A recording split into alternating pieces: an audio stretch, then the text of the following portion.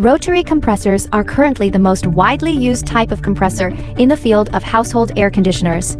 Their advantages are small size, simple structure, high low-frequency efficiency, and low price.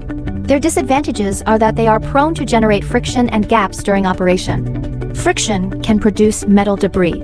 Under long-term operation, it will lead to deteriorated sealing performance, reduced efficiency, deteriorated cooling effect, and increased power consumption. At the same time, excessive wear of the compressor will also cause excessive noise of the air conditioner,